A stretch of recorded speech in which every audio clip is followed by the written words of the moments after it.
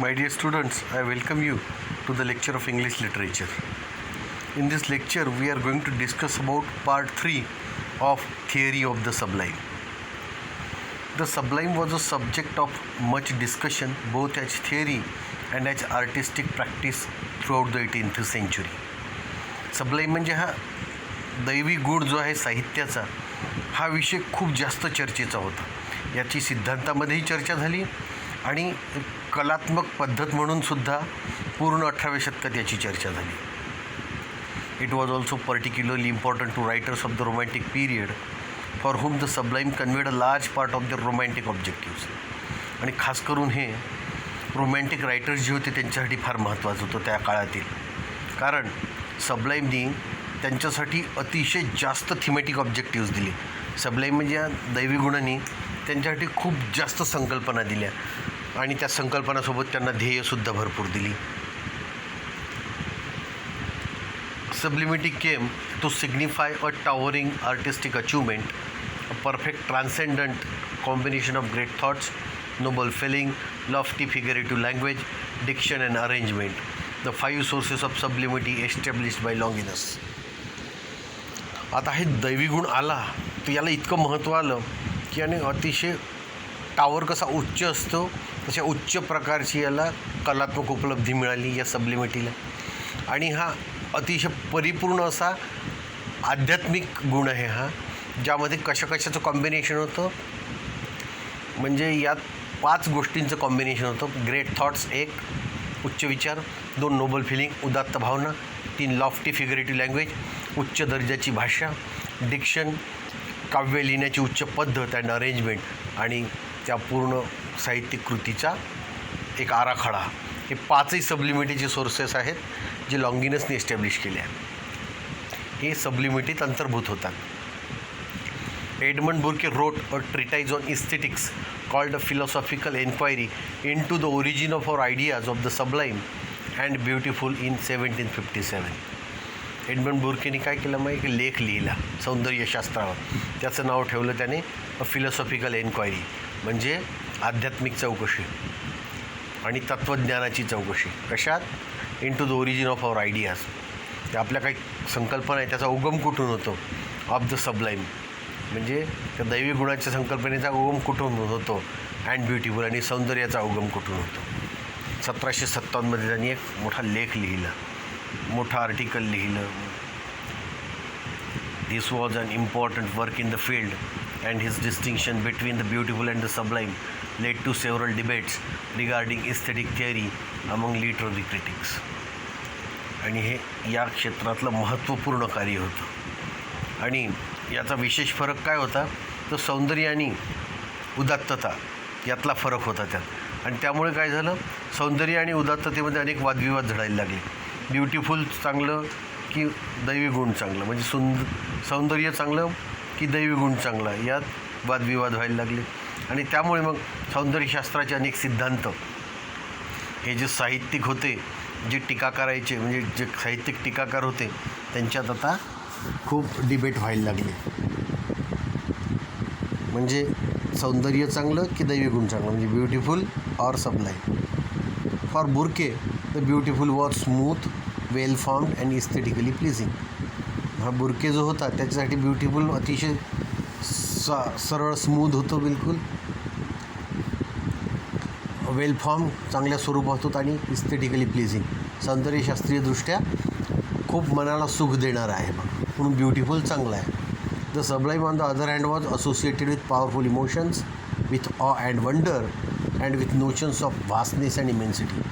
आणि सबलाईमचा विचार केला तर उलट पक्षी सबलाईमचा संबंध कशाशी होता, तर अतिशय सशक्त अशा भावना, ज्यात आदरयुक्त भीती, आश्चर्य आणि काही कल्पना होत्या. व्हास्टनेस म्हणजे खूप प्रचंडपणा, इमेन्सिटी खूप विस्तारितवाद, म्हणजे खूप विस्तारित आणि मोठ्या गोष्टी, या सगळ्यांचा समावेश होता. There was something refined and control about the former. Former म्हणजे ब्युटिफुलबद्दल, म्हणजे काहीतरी खास आणि नियंत्रित होतं फॉर्मरबद्दल, म्हणजे आधीच्याबद्दल. तर आधीची संकल्पना कोणती वापरली आपण, ब्युटिफुल. तर ब्युटिफुल हे रिफाईंड म्हणजे शुद्ध केलेलं आणि नियंत्रित होतं. While the latter was primal, uncontrollable and devastating. आणि नंतरची भावना कोणती होती? सबलाईम. तर सबलाईम कशी आहे? एकदम मुळातून येणारी भावना आहे, अनकंट्रोलेबल आहे, सबलाईमला आपण नियंत्रित करू शकत नाही, आणि डेव्हास्टेटिंग, ती कधी कधी विध्वंसकही होऊ शकते. Beauty was characterised by proportion, decorum and perfection, even though the absence of this qualities did not necessarily mean a lack of beauty.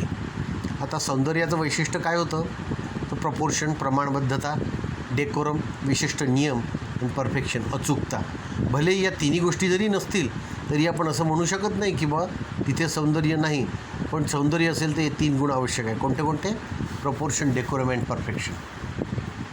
The wellspring of the sublime was something deeper and more elemental, and its effects were associated with solitude, fear, terror and contemplation of the infinite. आता सबलाईममधून ज्या गोष्टीचा उदय होईल, ज्यातून चांगल्या गोष्टी निघतील, तर त्या काहीतरी खोल असतील, एकदम मुळातून आलेल्या असतील, आणि त्यांचा जो प्रभाव आहे तो प्रभाव कशाशी पडलेला असेल, त्याचा संबंध कशाशी असेल, तर सॉलिट्यूड, एकात्मता, जिथे शांती आहे, फिअर, भीती आहे, टेरर, आतंक आहे, and contemplation of the infinite. आणि यात अनंताबद्दल खूप विचार आहे, म्हणजे हे ब्रह्मांड अनंत आहे त्याबद्दल विचार आहे. Burke considered these emotions a lot more effective because controlled representation of terror are capable of causing greater pleasure than representations of safer, less intense emotions. तर बुर्केनी काय विचार केला की इमोशन्स ज्या आहेत या टेरर, सॉलिट्यूड, फिअर या सबलाईमच्या, तर या जास्त प्रभावी आहे. कारण जर तुम्ही नियंत्रित पद्धतीने आतंक ठेवला, नियंत्रित भीती ठेवली, आणि त्यामुळे काय होईल की मग तुम्हाला जास्त आनंद मिळेल नियंत्रित भीती राहिली तर, ज्यामुळे तुम्हाला काय होईल? आनंद मिळेल. आणि काही जशा अधिक खूप सुरक्षित आहे आणि खूप कमी तीव्र भावना आहे त्या जास्त सुख देत नाही. तुम्हाला काय सुख मिळतं? कशात सुख मिळतं? तर भीती पाहिजे, पण ती कंट्रोल पाहिजे. भीती असावी पण ती कंट्रोल्ड असावी. जसं आपल्या बाबांची भीती, आपल्याला भीती असते, पण एक आश्वस्त असतो आपण की काही झालं तर बाबा आपल्याला सुरक्षित बाहेर काढतील. म्हणून म्हटलं आहे की भीती ही नियंत्रित असावी आणि तीच तुम्हाला सुख देते. One can liken it to the pleasure of watching a well made horror film. जर याची तुलना केली तुम्ही तर एक चांगली हॉरर फिल्म असेल ज्यात नियंत्रित भीती असेल तर ती खूप सुख देते आपल्याला. His theories of terror and the terrible had a considerable influence on the Gothic novel that attained tremendous popularity during the last 40 years of the 18th century. आता हा जो सिद्धांत आहे बुर्केचा, कशाचा? आतंकाबद्दलचा, आणि जी भीती आहे त्याचा खूप प्रभाव पडला होता गॉथिक नॉवेलवर. गॉथिक नॉवेल म्हणजे जी भूताखेतावर आधारित आहे, रहस्यावर आधारित आहे, त्याच्यावर खूप प्रभाव पडला या थिअरीचा. Controlled terror थिअरीचा. आणि त्यामुळं खूप प्रचंड लोकप्रियता मिळाली की कशात? 18व्या शतकातले जे शेवटचे 4 दशकं होते त्यात, 40 वर्ष शेवटली 18व्या शतकातली, आणि खूप पॉप्युलर झाली होती gothic novels. In 1764 Immanuel Kant further developed Burke's notion of the sublime in his observation on the feeling of the beautiful and sublime. 1764 Immanuel कांटनी पुढे हे बुर्केची संकल्पना पुढे नेली, आणि त्यांनी त्या सबलाईमबद्दल म्हणजे दैवी गुणाबद्दल एक त्याचं एक पुस्तक लिहिलं होतं, observation on the feeling of the beautiful and sublime. म्हणजे जी भावना आहे सौंदर्याची आणि उदात्ततेची, त्यावर निरीक्षण, असं एक त्यांनी पुस्तक लिहिलं आणि ही संकल्पना पुढे नेली. Kant divides the sublime into the mathematical, concern with things that have a great magnitude in and of themselves like a mountain. आणि कांटनी काय केलं मग? सबलाईमचं डिव्हिजन केलं. कशात? गणितीय भाषेत. आणि अशा गोष्टीशी याचा संबंध आहे की ज्याला खूप खूप मोठा पसारा आहे, आणि त्यातल्या त्यात एखादा पर्वत कसा खूप मोठा असतो आणि पर्वतावर बाकी गोष्टी येतात, झाडं झुडपं, नद्या नाले, धबधबे, प्राणी, सगळे. तसं त्याचं म्हणणं आहे कांटचं की या माउंटनसारखी संकल्पना आहे सबलाईम, खूप मोठी and the dynamic. And dynamic म्हणजे गतिशीलसुद्धा आहे.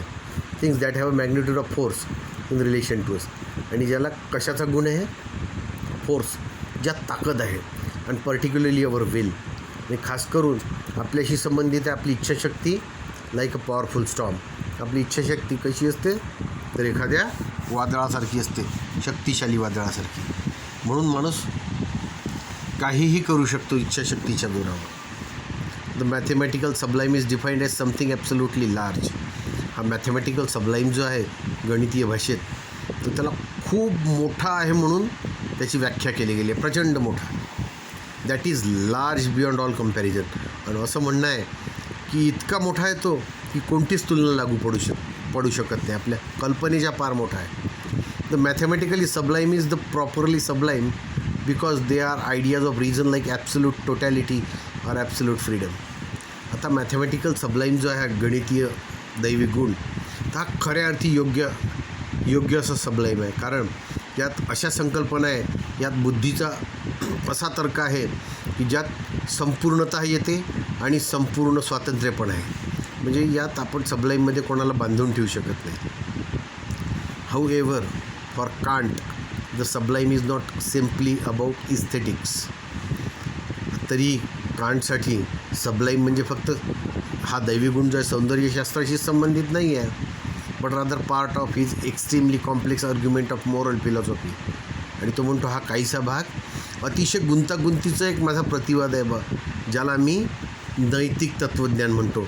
नैतिक तत्त्वज्ञान कसं गुंतागुंतीचं आहे. ए व्यक्तीला जे पटते ते बीला पटेलच असं नाही. म्हणून त्याचं म्हणणं आहे की जे माझं नैतिक तत्त्वज्ञान आहे त्याचा प्रतिवाद हा आहे की अतिशय गुंतागुंतीचं आहे. आणि याचा एक भाग आहे sublime. This is all about part 3 of the theory of the sublime. Thank you very much.